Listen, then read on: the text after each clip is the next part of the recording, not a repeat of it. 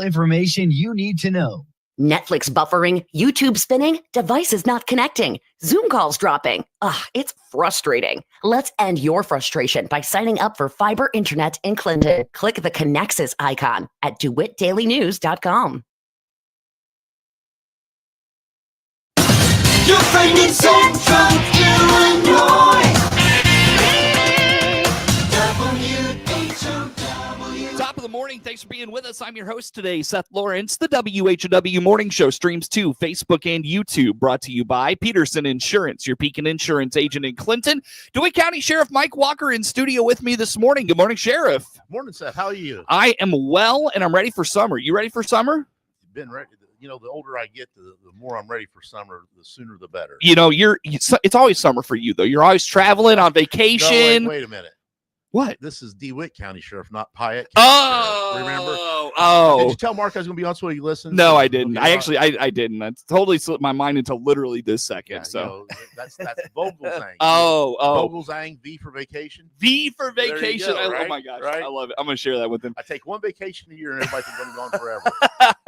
No, it's good to have you in, Sheriff. And I'll tell you what, the power plant has been a hot topic the last 24 hours. And we're going to start with, I know this is, a lot of things going on with the power plant from your perspective. Probably top of mind for you, though, is it is an exercise year at the power plant. Let's dive into that a little bit. Yeah, every 2 years we're required by, the federal agencies and state agencies to have a nuclear disaster drill, a release drill. And, our office is involved. We're very fortunate that we got a great EMA office. We got Will in there and we got Annette in there that do a great job. Will hasn't been here all this long, so this is going to be his first one, and I believe it might be Annette's first or second one. I can't remember how long she's been here, but there's a lot goes into that, and I don't think people realize the things that we have to do to prepare for it, and how it really benefits the emergency services within the county having those drills every 2 years. I mean, the drill isn't until we got a pre-exercise, I believe the 17th of this month, and then the actual exercise is July 22nd. So training has started for that probably about a month or so ago. My guys had the emergency worker training for that, and the traffic control access training for that, because if there would be something that happens, there's several traffic access control points that we have to have manned, whether it's by law enforcement or whoever we can get out there. State police assist, other counties assist, but we have to know how the emergency is developing as to where to block these roads off, right, and where to send the people.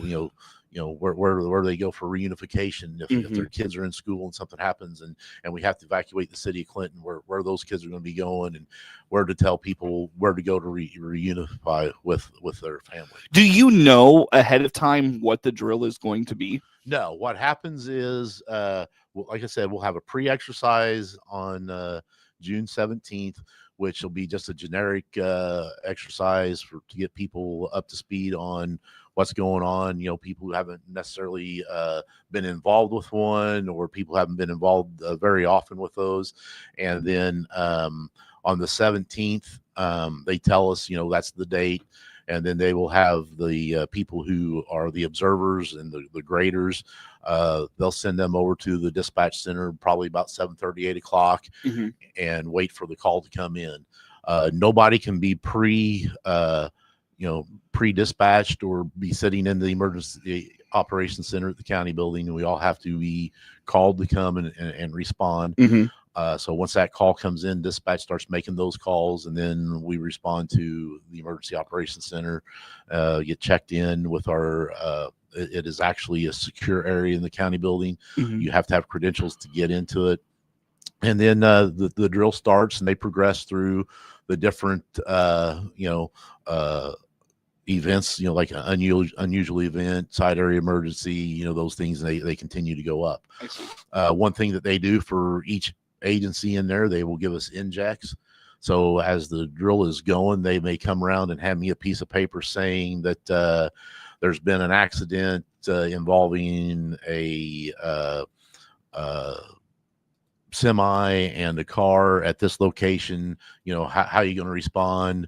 If is it in the affected area, is it not in the affected area? And then we have to tell them what we would do as an agency. Got it. And all of this is going on while you've got regular patrol and the community operates, obviously as it would day to day. Yeah.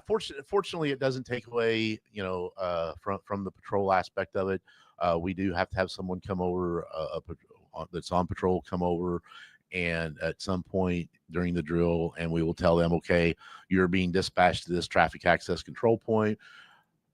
We have to show the people who are grading the exercise how they will get there to not go through the affected area, through the plume, as they call it. And then once they get there, what are you going to, what are your duties? So which each squad car has that in their patrol vehicle as far as what they're going to do. And those are all numbered appropriately. Okay. So then we're graded on that. There's several things that we're graded on. Fortunately, I can only remember one time in all the years that I've been involved with it that we've had to actually come back in and do something over. And that was a and there was a disagreement between the state and the power plant people why we should have had done it, but we went ahead and redid it and everything worked out. Gotcha. So these are every 2 years. Correct. You said.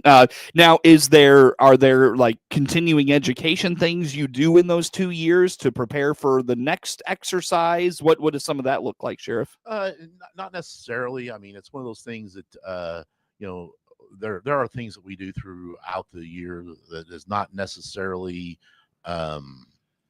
power plant related, but it's emergency services training.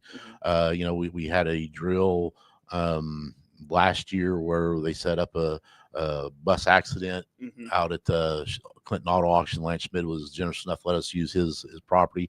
Those kind of things help us prepare for these as well.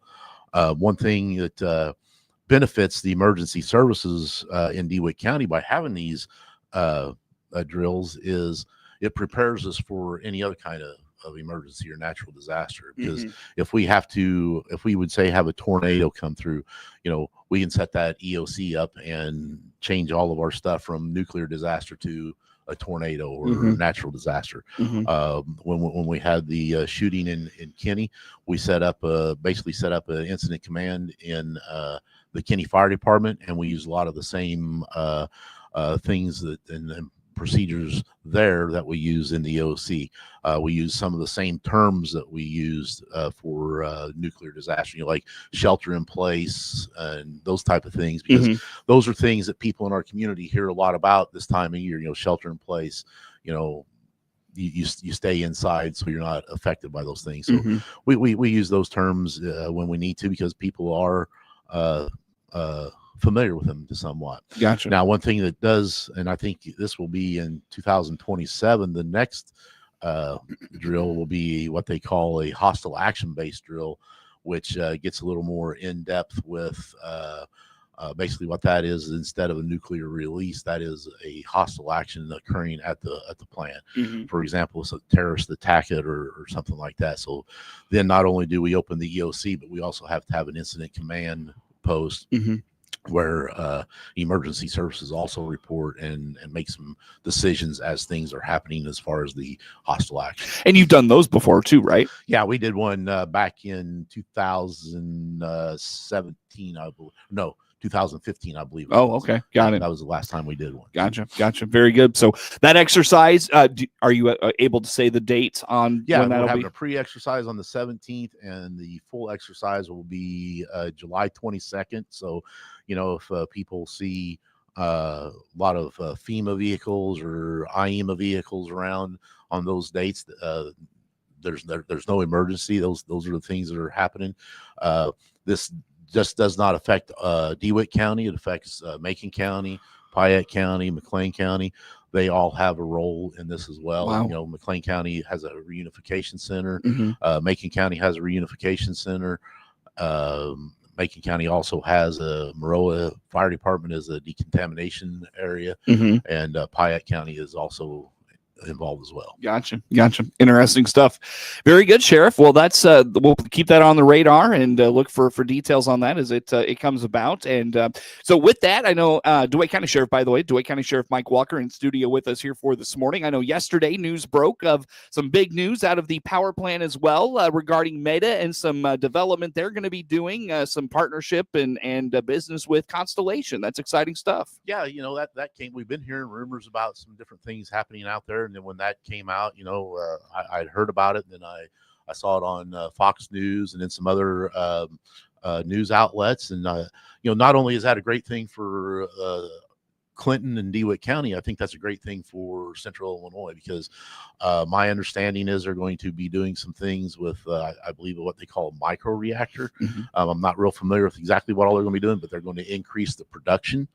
My understanding is this Meta is going to be purchasing some of that extra energy, but not all of it.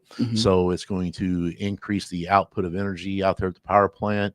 And it's obviously will probably generate some more tax revenue for the county, because I would assume that if they are doing things, putting in these micro reactors, whatever, that's going to increase the value. So then their assessed value will go up, and that will help the school districts, the county, the friendship center, all these things that rely on local property tax. On top of that, it sounds like what, $1 million invested in the community the next 5 years. Is that what I read? I believe so. Yeah. So haven't read seen a whole lot on that. Just what I read yesterday as far as the initial report on it. So, Gotcha. It's great news for us. It's going to keep all those jobs out there, probably increase some jobs. If there's going to be some construction, there will be some extra jobs out there for a period of time, and hopefully, if they're going to have more production, it'll create more jobs, more good paying jobs. So it's nice to see that that is. There's always been controversy about renewable energy, but nuclear energy has proven to be a safe and effective clean renewable energy. I mean, the power plant's been here for what, 40 years or better. I mean, I don't know. I feel like almost 50 now, if I'm not right. It was before I came here mistaken. in 89. So, fortunately we've never had any accidents out there. But, when you go out there, I've been out there several times over my career. We go out there, try to get out there once a year with our staff to tour it and know what their procedures are as far as security and things. And we learn a lot, and it's a very safe, it's very secure. They have a lot of protocols in place to make sure there's no accidents. And we're very fortunate to have that right here in our backyard. Not to mention the tourism it brings in by having the lake. If we didn't have the power plant, we wouldn't have the lake. So. True. Sheriff, does much change for your office with this announcement? I mean, whether it's revenue into the county or anything. I think it will help. Of course, anytime we get more revenue in the county, there's a potential that it could help all county employees in the county in general, because you're generating more revenue, so it could potentially lead to higher wages, better benefits, things like that. And as we've talked, that's one of the issues that we continue to have to contend with within the sheriff's office is the wages and things. We get good people here as deputies, corrections, dispatchers. We train them and then they move on. I'm losing another deputy. He's going to be leaving. He's in the process now, and I'm very confident he's going to get through everything, and I'm going to be losing him to McLean County. So that's another position I got to fill. I'm looking to lose a correctional officer to McLean County, basically because of wages and benefits. So we're never going to be able to compete with those really big agencies, but a lot of these people that we have that we're getting hired and at our office are some of them have local ties. And, when people have local ties, they're willing to stay here for a little bit less money than, going to Bloomington for, $107,000, but you're going to be going from call to call and really earning that money and things like that. So, hopefully that income for the county will and the city will increase and be able maybe allow you to start your wages a little higher then. And that's all, pursuant to contract. We have a labor agreement with a fraternal order of police. It covers all 3 bargaining units, corrections, dispatch, and deputies. And that, this is good timing for that, because that expires November 30th of 26. So by then, I think the county will have an idea what kind of revenue will be coming in, because it's my understanding they hope that these new increase in production of energy will be up and running in 27. So, hopefully they have some idea what kind of increase of revenue it'll be for the county. So maybe we can do some things for them, not just sheriff's office employees, but county employees in general. Gotcha. Very good. Well, Sheriff, I'll tell you what, on that note, did I miss anything, whether it was a power plant exercise, whether it was the agreement with Meta and that news from yesterday? Did we miss anything in all that you want to put out there for us? I don't think so. I mean, it's just, the power plant has always been a great partner to work with the sheriff's office and county. We've been, that's the thing. They're a good community partner. Oh yeah. We get equipment, their security, they upgrade their equipment, very frequently, because they have the funds to do that. And we have received equipment. There's nothing wrong with it. It's very good. It's just that they, instead of keeping a piece of equipment that might be a little bit outdated, they upgrade it right away. So it's stuff, that they sign an agreement with us and they give it to us, and we're able to use it. So, wow.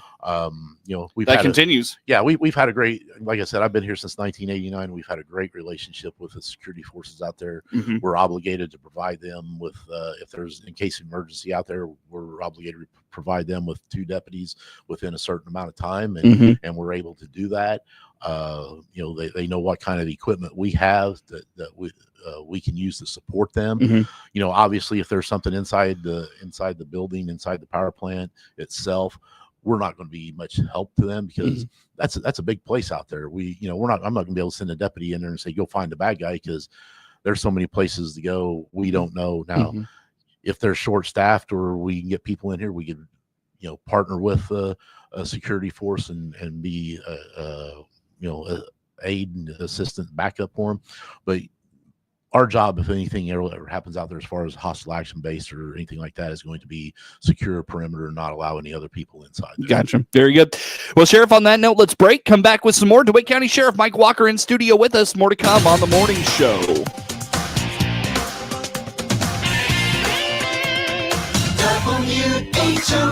WHOW.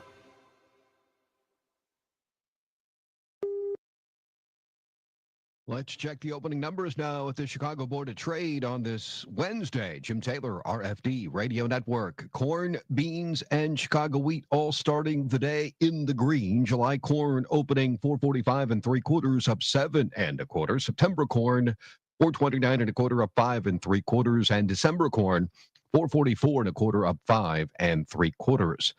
July beans starting the day 10.48, up 7 1/4. August beans up 6 1/2, 10.40 3/4. November new crop 10.27 1/4, up 5 3/4.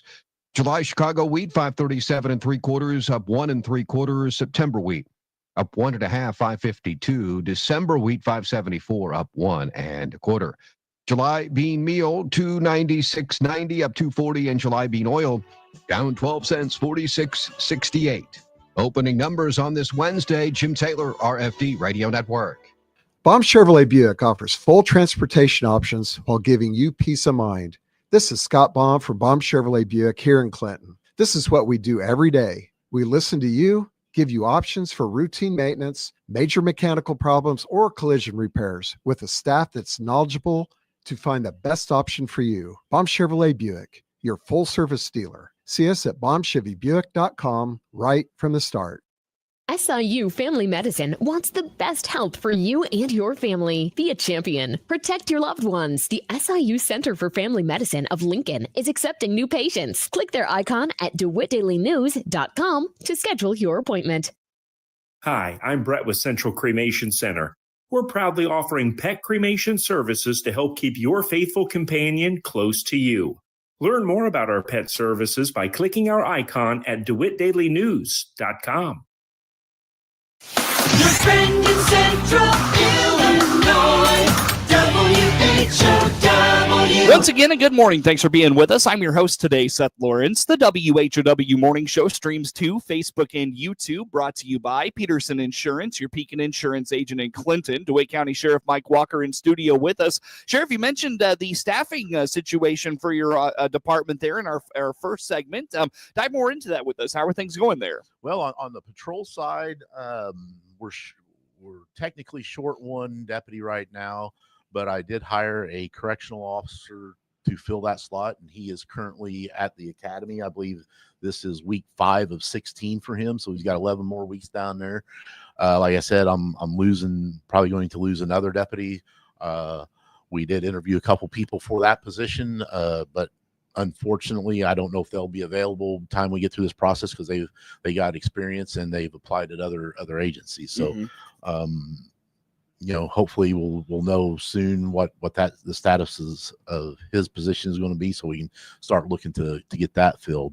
On the corrections side, we're short a couple of people. I got one that just graduated Friday, and then I have another one that we just recently hired, and he goes to the academy on July 13th. He'll report for the 8-week basic correctional officer academy, and we got one person going through the process. So we're still shorthanded and struggling finding people for corrections. We have very few applications. On the dispatch side, we're short 2 spots. We had somebody start last week, so they're in week 2 of at least 12 in training.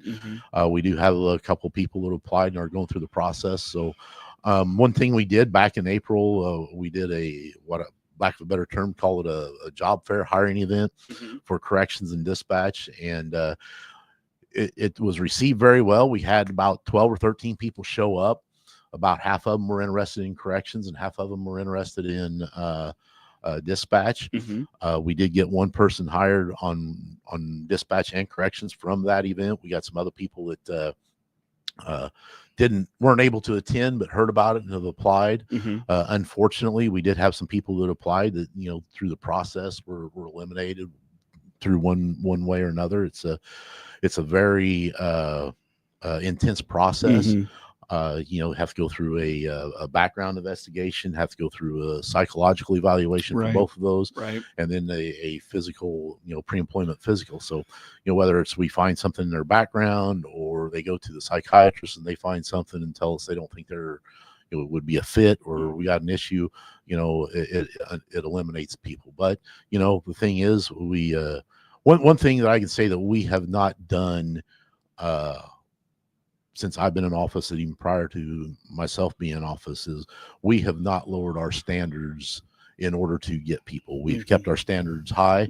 I will refuse to lower our standards to get people.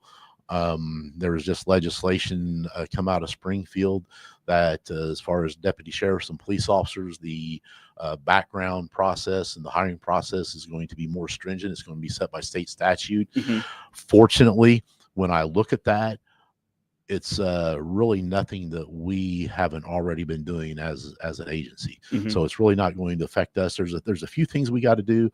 The thing that's going to hurt us, though, I think, as a profession, is we're going to have to dive deeper than we used to, and we may find things that somebody did 10, 15 years ago that we may have been able to get past and get through in the past, that we're probably going to have to eliminate people because of those things. And it's all because of certain things that have happened. Unfortunately, the Sean Grayson incident brought a lot of that to light. Gotcha. Well, Sheriff, always good to talk to you. Thanks for making time for us as always. DeWitt County Sheriff Mike Walker in studio with us. Network News is next.